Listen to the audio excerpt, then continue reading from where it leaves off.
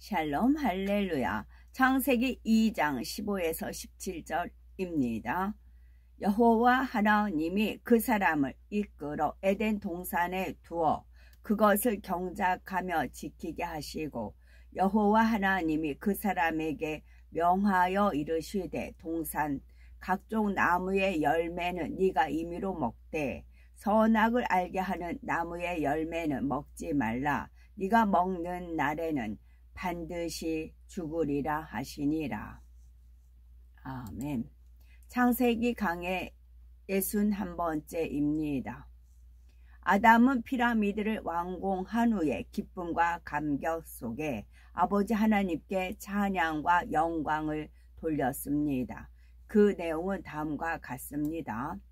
아버지여, 귓가에 울리는 바람 소리에 아버지의 잔잔하신 음성이 담겨 있고, 바람결에서는 아버지의 숨결이 느껴지나이다. 바람의 흐름 속에도 우주 만물을 운행하시는 아버지의 뜻이 담겨 있으며, 만물을 운용하시는 아버지의 손길이 느껴지나이다. 아버지께서 만물들 하나하나를 지으실 때에 정녕 그 마음을 그 안에 담으심으로 아버지를 나타내셨나이다. 산천초목의 호흡 속에서도 아버지의 숨결이 느껴지오며, 바람소리 속에서도 아버지의 음성이 느껴지나이다.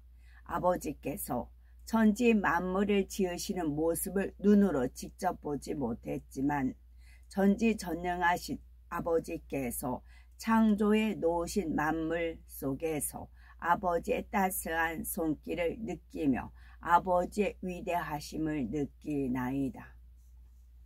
아버지여, 아버지의 기쁨이 되며 아버지의 열매가 되게 하시려고 이 아들을 탄생시키셨나이다. 이 아들이 아버지의 사랑을 입고 아버지의 은택을 입어 만물 중에 높이 세워졌나니, 아버지여, 이 아들의 입술을 통하여 찬양과 영광을 받으옵소서.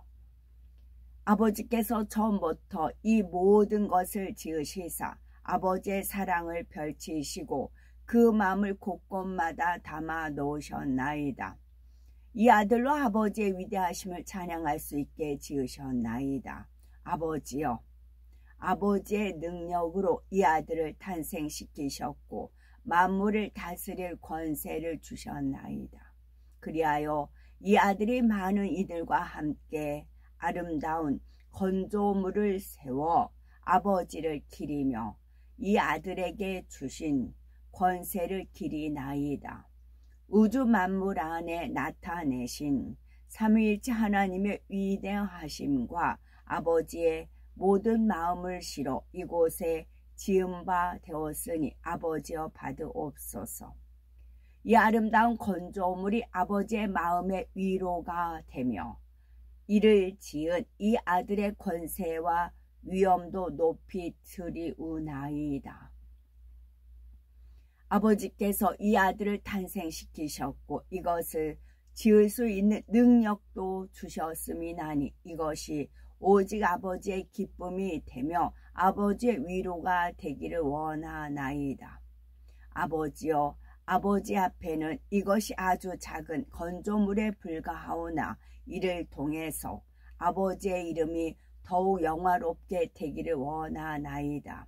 아버지께서 주신 그 권능을 이곳에 드러내므로 만물이 아버지께서 탄생시킨 이 아들 앞에 무릎을 꿇나이다.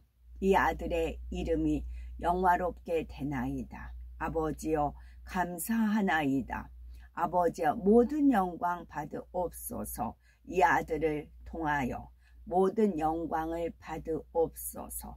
아버지여, 기쁨과 위로가 되기를 원하나이다. 이 찬양시 안에는 아버지를 향한 감사와 사랑, 기쁨이 잘 담겨 있습니다.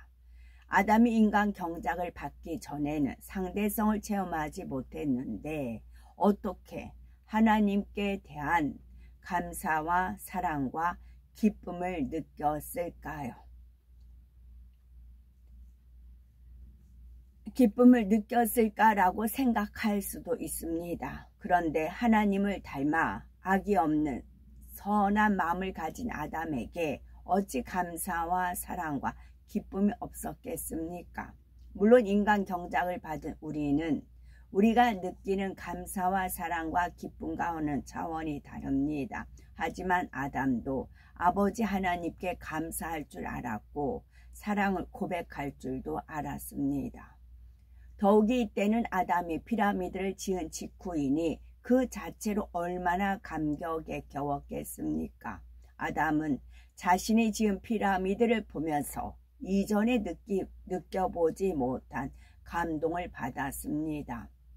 비유를 들면 사람들도 어떤 어려운 과제를 해결한 후에 자신이 이루어 놓은 결과물을 보면서 감동 속에 눈물을 흘리는 경우가 있습니다.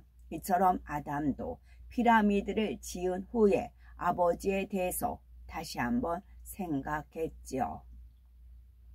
아버지께서 자신에게 주신 권세와 능력과 지혜에 대해서도 다시 한번 생각해 보았습니다. 그러면서 더 큰 감동과 감격이 밀려왔지요. 더욱이 공룡의 배반 사건을 계기로 아담의 마음에 아버지에 대한 감사가 더해진 상황이었습니다. 바로 아버지 하나님께서 함께해 주시지 않으시면, 능력을 주시지 않으면 자신은 아무것도 할 수 없다는 것과 아버지 하나님께서 함께해 주지 않으시고 능력을 주시지 않으면 자신은 아무것도 할 수 없다는 것과 지금 자신이 누리는 모든 권세와 능력이 아버지께로부터 말씀을 깨달았던 것입니다. 이런 이유로 아담은 피라미드를 지어놓고 감동과 감격에 겨워 아버지께 찬양시로 영광 돌렸던 것입니다.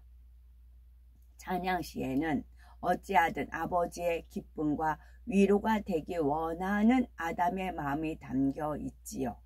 그런데 찬양시 곳곳에 아담 자신의 이름도 영화롭게 되었음을 드러내는 표현들이 있습니다. 예를 들면 이 아름다운 건조물을 통해 아버지의 마음의 위로가 되며 이를 지은 이 아들의 권세와 위엄도 높이 두려우나이다. 또는 아버지께서 탄생시킨 이 아들에게 아버지께서 주신 그 권능을 이곳에 드러내므로 만물이 이 아들 앞에 무릎을 꿇나이다.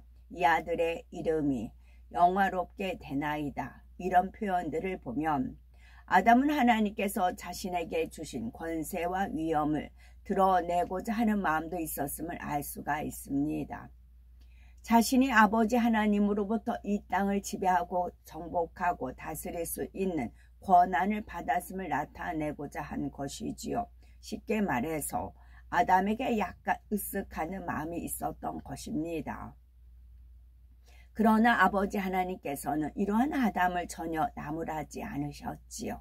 이 땅을 지배하고 정복하고 다스리는 자로서 마땅히 그럴 수 있음을 인정해 주셨습니다. 이를 통해 아담이 아버지의 선한 마음을 다 깨우치거나 마음에 담은 것은 아님을 알 수가 있습니다.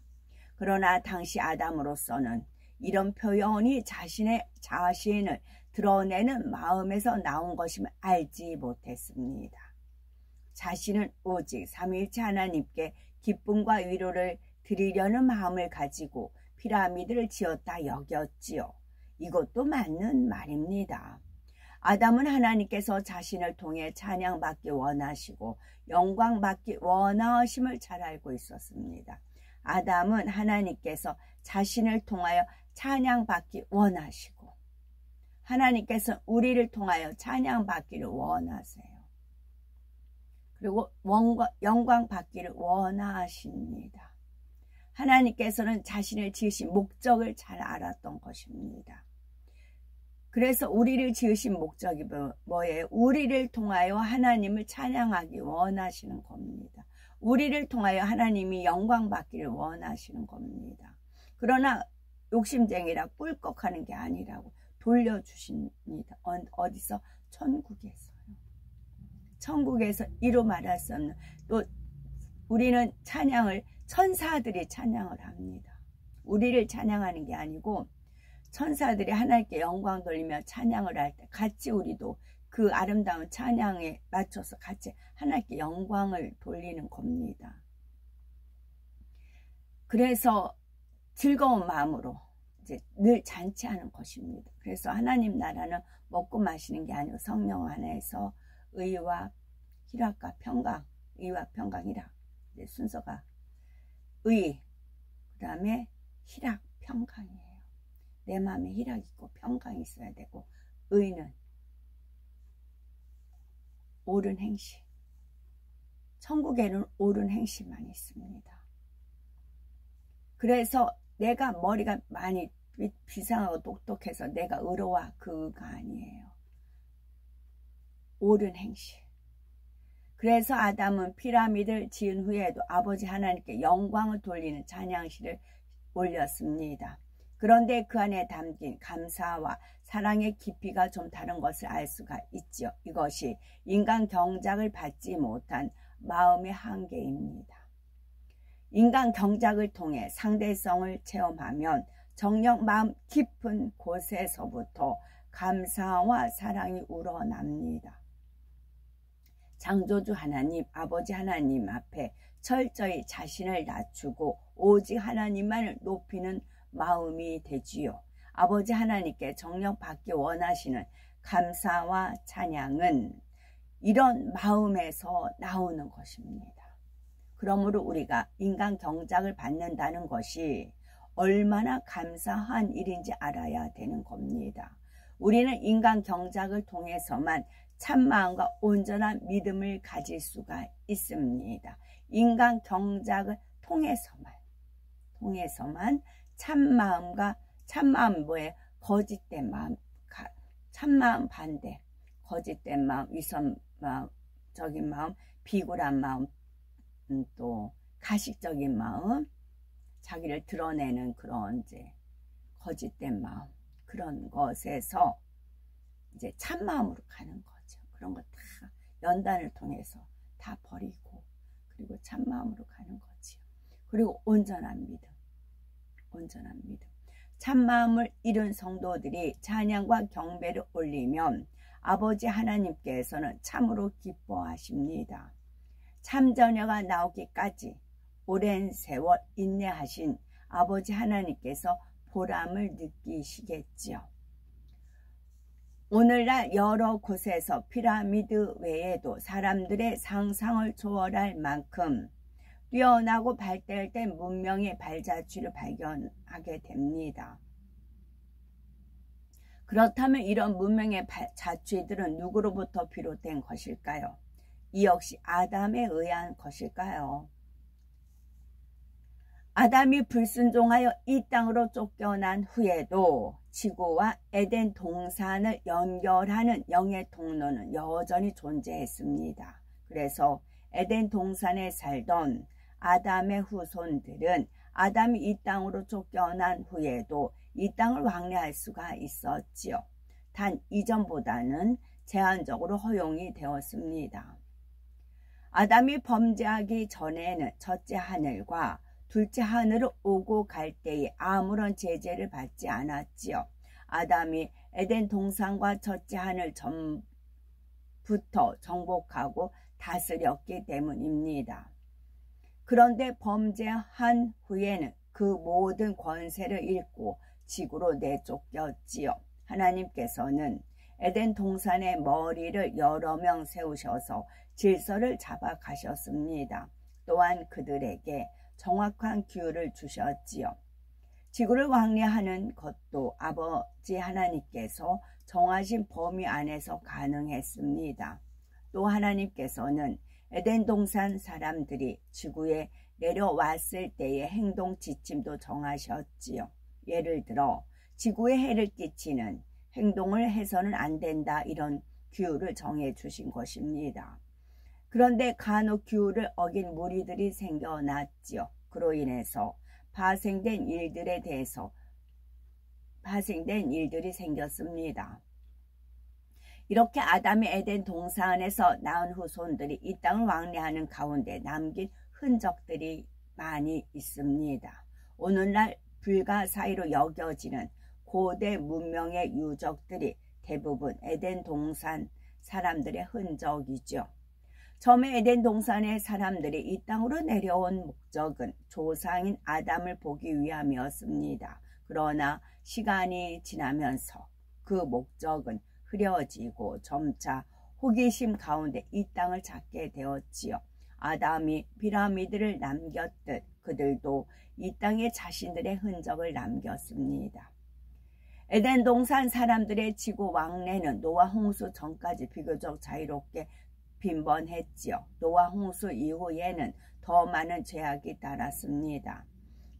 그럼에도 에덴 동산의 사람들은 UFO를 타고 이 땅에 내려오면 곳곳에 자신들의 흔적을 남기고 갔습니다. 바로 그 흔적들이 지금도 세계 곳곳에 발견되고 있는 것이죠. 예를 들어서 페루의 나스카 자화상이 있습니다. 페루 남부 나스카 고원 320제곱킬로미터 대지 위에 200여 개의 기하학적인 무늬와 30여 개의 동물 형상이 그려져 있습니다. 그림들이 너무 커서 높은 곳에서 보지 않으면 대체로 무슨 그림인지 알 수 없을 정도이지요.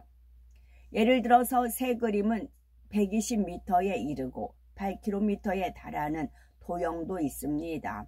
원숭이 그림은 길이가 122m, 폭이 91m인데 선 하나로 이어가며 그린 그림이지요.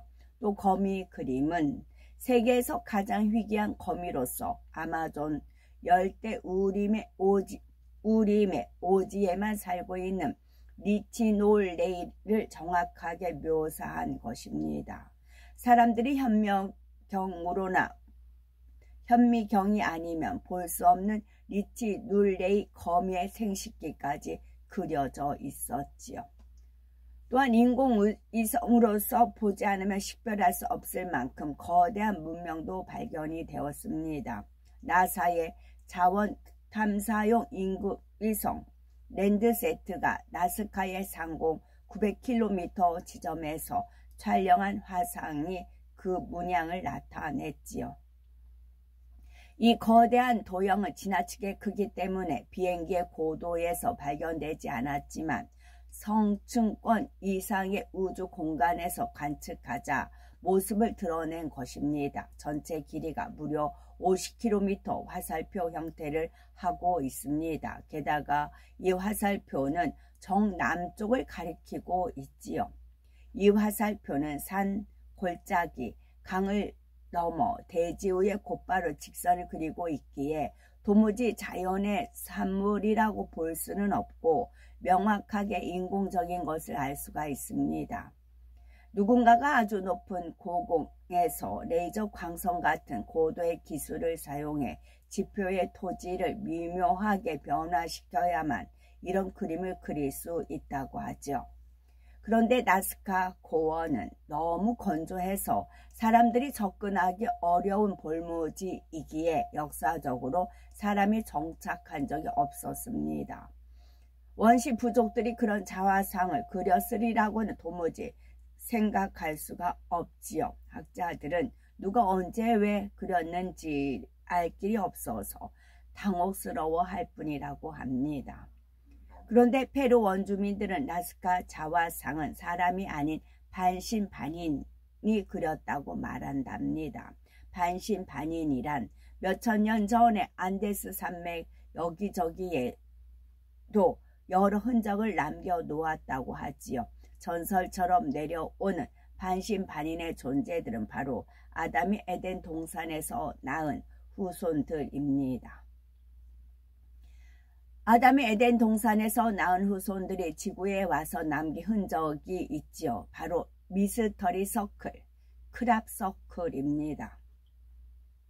미스터리 서클이란 들판 한가운데에 수십 미터 이상의 원형 또는 기하학적인 모양으로 농작물이 눌려있는 것을 가리킵니다.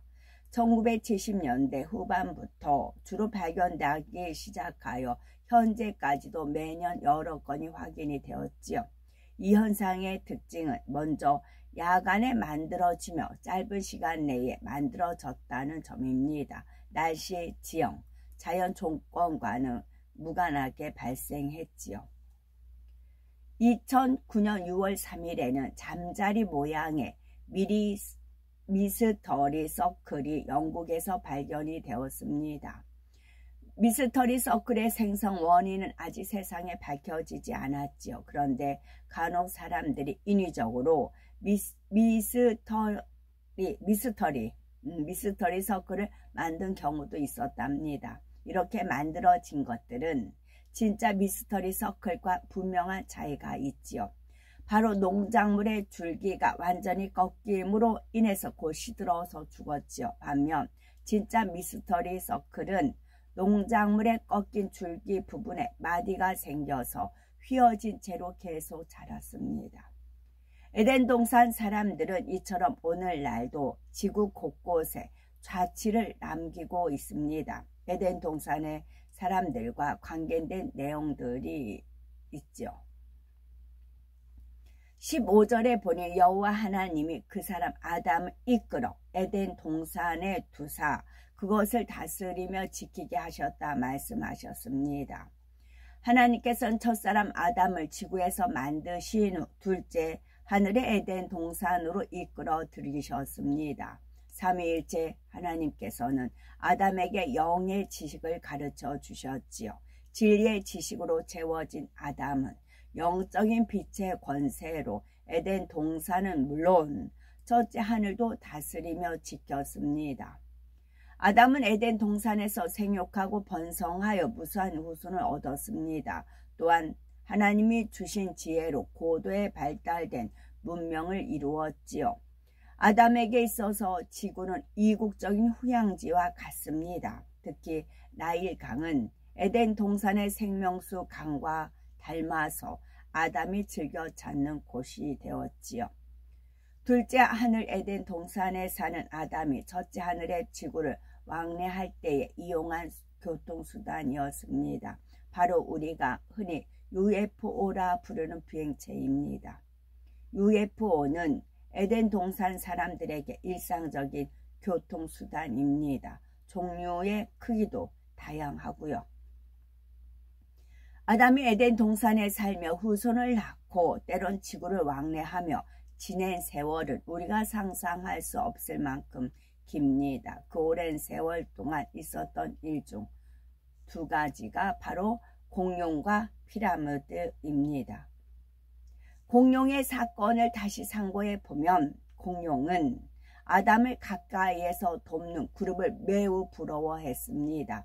그룹은 항상 아담과 동행했고 아담이 지구에 갈 때에도 공룡은 못 갔지만 그룹은 갔습니다. 이런 그룹에 대한 공룡의 부러움은 점차 커져서 급기야 사단의 역사를 받기에 이르렀죠.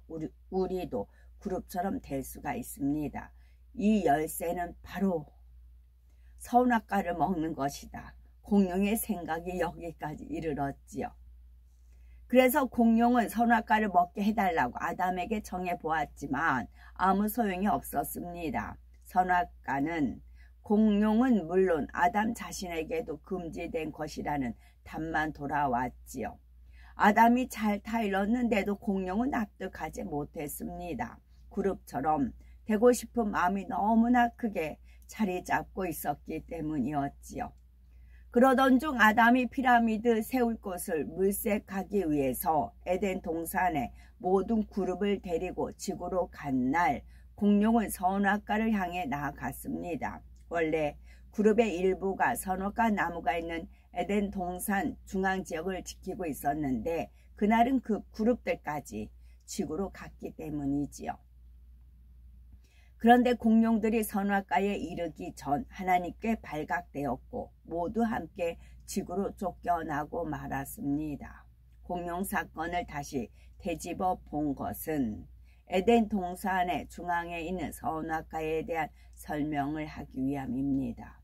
하나님께서는 아담에게 선악과를 먹지 말라 명하신 말씀이 16, 17절에 나오지요. 여호와 하나님이 그 사람에게 명하여 가라사대 동산 각종 나무의 실과는 네가 임의로 먹되 선악을 알게 하는 나무의 실과는 먹지 말라. 네가 먹는 날에는 정령 죽으리라 하시니라 하였지요. 여기서 선악을 알게 하는 나무의 실과를 쉽게 선악과라고 부르죠.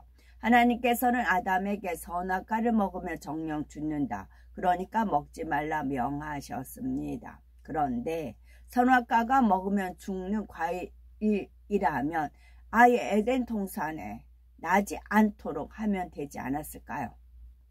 비유를 들어서 어린아이들이 성장 과정 중에 눈에 보이는 모든 물건을 입으로 가져가는 때가 있습니다. 음식물이든 아니든 지저분하든 깨끗하든 무조건 입으로 가져가는 때가 있지요. 그래서 특정 성분이 들어있는 세제나 의약품의 설명서에 보면 아이들의 손에 닿지 않는 곳에 보관하라라는 경고문이 있습니다. 아이들이 모르고 만지거나 먹는 경우에 인체에 해가 될 수 있기 때문이지요. 어린 아이들은 부모가 이것을 먹으면 절대로 안 된다라고 말해도 그 말이 무슨 뜻인지 모릅니다. 그러기 때문에 어른들은 위험한 물질을 아이들의 손에 닿지 않는 곳에 숨겨놓거나 아예 집안에서 지워버리지요. 자녀를 사랑하기에 해를 입지 않도록 처음부터 원인을 제거해 버리는 것입니다. 하나님께서는 지극한 사랑으로 아담을 창조하셨고 영의 지식으로 양육을 하셨습니다. 그런데 왜 먹으면 죽게 되는 선악과를 에덴 동산의 중앙에 두시고 먹지 말라고 명하신 것일까요?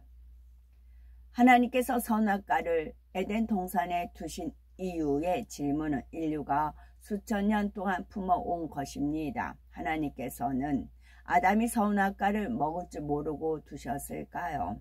그렇다면 하나님께서 앞으로 될 일을 모르시는 경우도 있다는 뜻이 되겠죠. 그러나 하나님은 전지전능하신 분으로서 앞으로 될 일을 정확하게 아십니다. 이렇게 앞으로 될 일을 잘 아시면서도 선악과를 드신 이유가 있겠죠.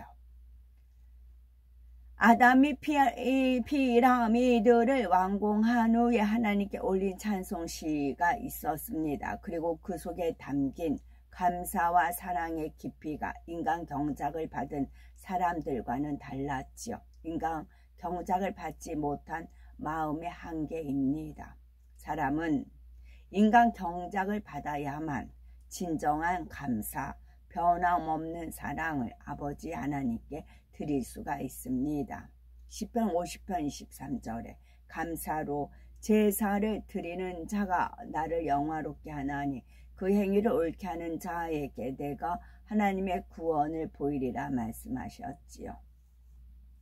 그러므로 우리는 경작받는 동안 범사에 감사하시고 설령 슬픈 일이나 힘든 일이 생겨도 진정한 감사의 기도, 찬양을 올리시고 그 양을 받으신 아버지 하나님께 그 향을 받으신 아버지 하나님께서 우리의 삶에 더 큰 감사의 조건을 만들어 주실 것입니다. 그래서 더 진한 감사의 향을 올리시기 바랍니다. 이제 토요일 날 찬미의 제사라고 하시더라고요. 찬미의 제사. 제사장이 돼서 제사장이 옛날에는 이제 제사장이 여자였다고 하잖아요. 여자라고 했잖아요. 그래서 이제 제사장, 그러니까 찬미의 제사를 이렇게 드리는 거예요. 찬미의 아버지 하나님께서 찬미의 제사로구나 그러셨습니다.